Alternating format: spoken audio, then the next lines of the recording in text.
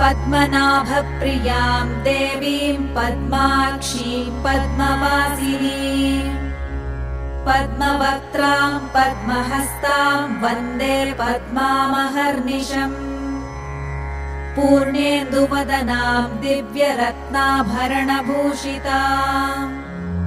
वरदाभयहस्ताढ्यां ध्यायेच्चन्द्रसहोदरीम् इच्छारूपां भगवतः सच्चिदानन्दरूपिणीम् सर्वज्ञां सर्वजननीं विष्णुवक्षस्थलालयाम्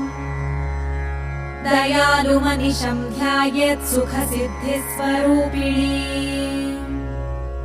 हरिः ओम्